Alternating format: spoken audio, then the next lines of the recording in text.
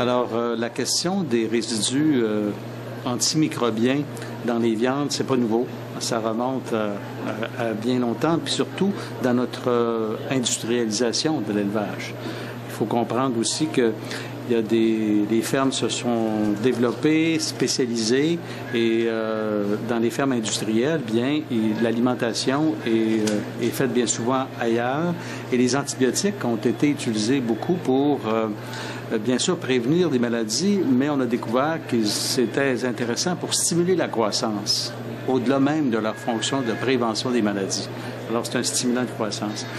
Ce qui est préoccupant au fil du temps, c'est le phénomène de la résistance des bactéries à ces antibiotiques, et utilisés de façon répandue, bien, ça fait en sorte que la protection qu'on peut avoir éventuellement pour l'humain quand on va utiliser les antibiotiques, ça fait que les bactéries, les microbes sont de plus en plus résistantes à cela.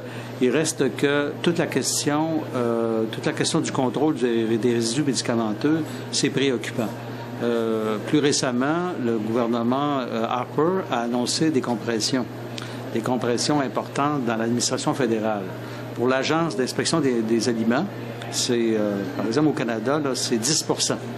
Et ça veut dire 300 personnes de moins, mais ça veut dire 100 inspecteurs de moins. Et ça touche même un programme de surveillance des viandes lorsqu'il y a des importations, c'est-à-dire des viandes qui viennent de l'extérieur. Et on en a, on a du porc, même si on en produit, on en reçoit beaucoup. Et ce qui est inquiétant là-dedans, c'est que ce sont des élevages où on utilise des antibiotiques, mais en bout de piste, on sait qu'on aura moins de contrôle. Donc, c'est une préoccupation, c'est majeur. C'est pas juste ici, c'est un peu partout dans le monde. Est-ce que ça s'est amplifié?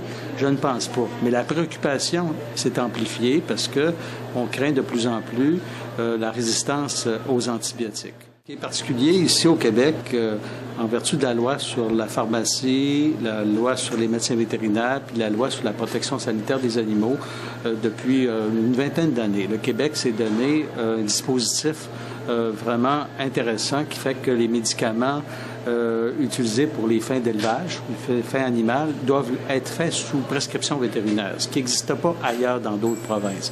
Ça veut dire par là qu'il y a un encadrement à cet égard, et c'est clair que les médecins vétérinaires, qui sont des professionnels de la santé, qui sont membres d'un ordre professionnel, font bien le travail. Toutefois, où il faut se préoccuper, puis moi j'en suis très préoccupé, puis c'est dénoncé aussi, c'est que les agriculteurs ou les entreprises peuvent se produire ces médicaments-là de l'extérieur du Québec. Soit des États-Unis, soit de l'Ontario. Internet maintenant facilite, puis même sans Internet. Et ça, bien, il n'y a pas de contrôle sur l'entrée et sur l'usage. Alors là, oui, c'est vrai qu'on a un système de prescription et tout ça qui encadre le système et qui permet de mieux contrôler l'usage des médicaments, surtout les périodes de retrait qui sont nécessaires. Mais il y a aussi tout ce phénomène-là, et ça, c'est dû aussi à une question économique, parce que c'est clair que si les gens font ça, c'est parce qu'ils ont des économies à le faire, leurs médicaments leur coûtent moins cher, etc. Il reste qu'au plan de la santé publique, ben, c'est préoccupant.